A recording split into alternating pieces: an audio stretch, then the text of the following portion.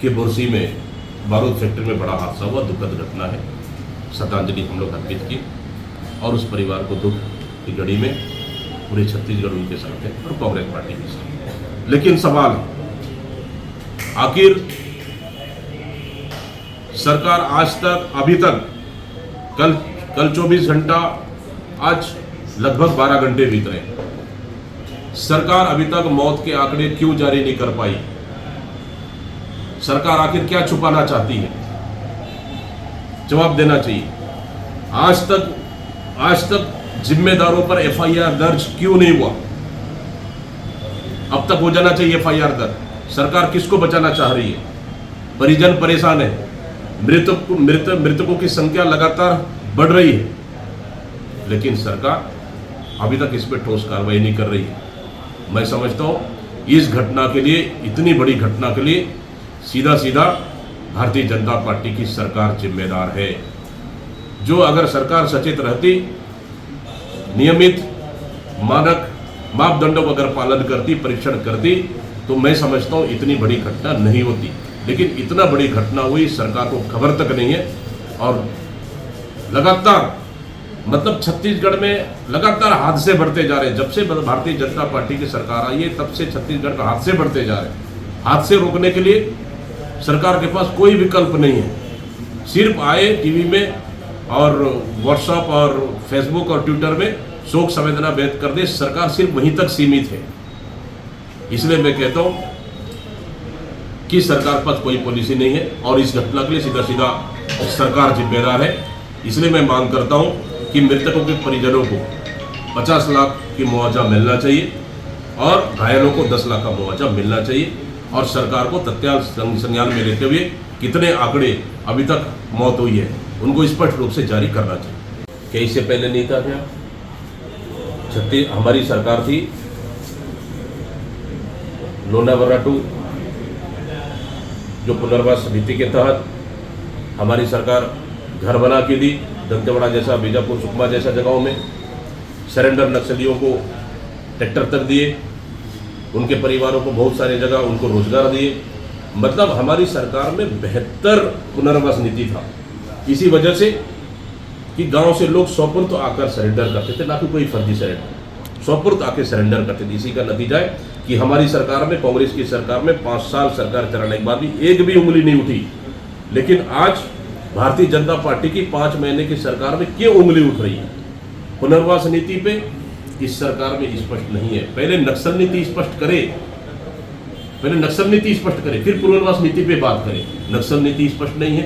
कभी गृह मंत्री बोलते कि मुख्यमंत्री से बात करना पड़ेगा, अधिकारियों से बात करना पड़ेगा। मतलब आप कुल मिलाकर छत्तीसगढ़ के और बस्तर की जनता को गुमराह करने का काम कर रहे हो। इस पे कांग्रेस कभी भी साबित नहीं है। आपका नीति और नीयत साफ होना चाहिए। आपका नीति साफ नहीं है, न नीयत साफ है। अब सिर्फ गुमराह करने का और सिर्फ मीडिया में आने के लिए सिर्फ बयानबाजी करने के अलावा गृह मंत्री कुछ भी नहीं कर रहे। सवाल हम नहीं उठा रहे, सवाल हमारे आदिवासी उठा रहे, हमारे क्षेत्र के ग्रामीण उठा रहे। हमने शुरू से देखिए, पिछले 5 साल में बस्तर में शांति था। कभी एक भी फर्जी एनकाउंटर नहीं हुई, एक भी फर्जी सरेंडर नहीं हुई, न एक भी किसी फर्जी नक्सली के नाम से हमारी सरकार ने जेल नहीं भेजे। लेकिन भारतीय जनता पार्टी की सरकार आते साथ ही जिस तरह से 15 साल की सरकार ने फर्जी एनकाउंटर, फर्जी सरेंडर, फर्जी नक्सलियों के नाम से जेल भेजने का काम किया, फिर आते साथ ही 5 महीने की सरकार ने वही काम किया। हम भी चाहते हैं कि बस्तर में शांति आना चाहिए, लेकिन शांति लाने के लिए आप क्या निर्दोष आदिवासियों को गोली मारोगे? निर्दोष माता बहनों से अत्याचार करोगे? इसके लिए कांग्रेस कभी भी समझौता नहीं करेगी। शांति लाना है तो आप टारगेटेड एनकाउंटर होना चाहिए, ना कि निर्दोष आदिवासियों को मारोगे तो निश्चित रूप से कांग्रेस चुप नहीं बैठेगी। लेकिन बीजेपी सवाल है 11 साल का। 11 साल कल पूरा हुआ, हम 12वां साल की ओर चल रहे हैं। दुर्भाग्य है और दुखद है उस पीड़ित परिवार के लिए, छत्तीसगढ़ की जनता के लिए, पूरी कांग्रेस पार्टी के लिए, कि अब तक 11 साल के बाद भी सच सामने नहीं आया जो देश की जनता जानना चाह रही। इतनी बड़ी नरसंहार, इतनी बड़ी षड्यंत्र। जैसे हमारी सरकार आई, हमारी सरकार ने कौन सा हमारी जो वो थी एसआईटी गठित की। जैसी एसआईटी गठित हुई तो एसआईटी के खिलाफ में एनआईए चला गया सुप्रीम कोर्ट ताकि एसआईटी जांच न करे, और कांग्रेस लगातार मांगते रही, क्योंकि 11 साल के बाद अब 11 साल पूरी हुई। 11 साल में तो सबूत तो इस पार्ट में है नहीं, सब चीज तो एनआईए के पास है। एनआईए से कांग्रेस की सरकार लगातार मांगती रही है कि आप हमारी जो आपकी जांच रिपोर्ट हमको सौंपो, हम एसआईटी हमारी एसआईटी जांच करेगी। एसआईटी को जांच करने से रोकने के लिए उन्होंने सुप्रीम कोर्ट गए। धन्यवाद देता हूं सुप्रीम कोर्ट को कि उन्होंने एसआईटी को जांच कर सकती है उन्होंने निर्देशित किया, और एनआईए को जांच रिपोर्ट भी देने को कहा। नंबर 1। नंबर 2, जो प्रशांत मिश्रा न्यायिक जांच आयोग, उसमें षड्यंत्र का हिस्सा नहीं था जांच में। उसको हमारी सरकार ने जांच में कुछ बिंदुओं को जोड़कर उस जांच को आगे बढ़ाने का, उसी जांच को मिश्रा आयोग को आगे बढ़ाने का काम हमारी सरकार ने किया। लेकिन भारतीय जनता पार्टी के तत्कालीन वो नेता प्रतिपक्ष धर्मलाल कौशिक जी हाईकोर्ट चले जाते हैं उसको स्टे लेके आते हैं। आखिर भारतीय जनता पार्टी के नेता क्यों डर रहे हैं सच्चाई सामने आने से लेके? कोई सुप्रीम कोर्ट चला जाता है तो कोई हाई कोर्ट चला जाता है जांच को प्रभावित करने के लिए। एसआईटी की जांच के लिए सुप्रीम कोर्ट से निर्देशित आया अभी, लेकिन सुप्रीम कोर्ट का निर्देशित आते तक हमारी सरकार बदल गई। इसलिए हम इस सरकार से मांग करते हैं कि एसआईटी की जांच को आगे बढ़ाना चाहिए। तो निश्चित रूप से हम भी चाहते हैं कि दूध का दूध पानी का पानी आना चाहिए, और जो दोषी है उस पर कार्रवाई होना चाहिए। भारतीय जनता पार्टी कितने दिनों तक बचेगी? हम चाह रहे हैं इस पर जांच होना चाहिए। सवाल विधानसभा चुनाव में भी आई, ये हम नहीं, सुप्रीम कोर्ट के वकील लगातार कह रहे हैं। इसके लिए पीआईएल दर्ज भी हुआ, और जिस तरह से रिजल्ट आने के बाद, वोटिंग होने के बाद 10-12 दिन के बाद अब परसेंटेज बढ़ रहा है, ये कहीं ना कहीं देश के सभी लोगों के लिए, सभी पार्टियों के लिए चिंता का विषय है।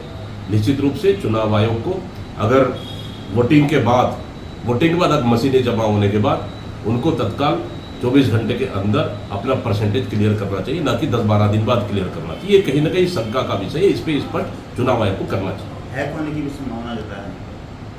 अब देखिए, चुनाव हम तो, हमारी विपक्ष गठबंधन पार्टी तो चाहती है कि चुनाव आयोग सुप्रीम कोर्ट के पास गए कि सुप्रीम कोर्ट के सामने मशीन ला के दिखाए, लेकिन चुनाव आयोग तो तैयार नहीं है। शंका तो है कहीं ना कहीं, बिल्कुल शंका है, और ये शंका क्यों दूर नहीं करना चाहिए चुनाव आयोग? शंका दूर करना चाहिए। चुनाव लोकतंत्र है, लोकतंत्र में जनता से बड़ा कोई नहीं है, लेकिन कहीं ना कहीं इसको स्पष्ट नहीं कर रहे, दबाने का प्रयास कर रहे, तो निश्चित रूप से कहीं ना कहीं शंका है। कल जीरम नरसंहार को 11 साल पूरे हुए। पूर्व मंत्री लखमा जी भी श्रद्धांजलि देने पहुंचे थे। उन्होंने कहा ये 4 तारीख को मतगणना है, तारीख पास आ रही है, क्या उम्मीद कर रहे हैं राज्य के अलावा अगर पूरे देश की बात की जाए?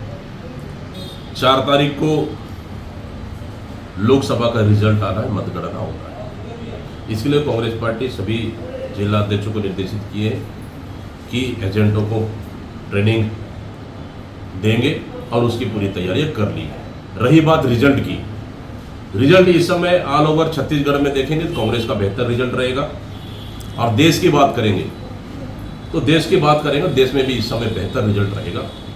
और जिस तरह से आप लगातार प्रधानमंत्री मोदी जी का बयान सुनेंगे, हर दिन उनका बयान, हर स्टेज पे हर दिन उनका नया नया बयान है, नया नया प्रयोग करके देख रहे हैं, लेकिन फिर भी वो सफल नहीं हो रहे। शुरुआत हुई थी,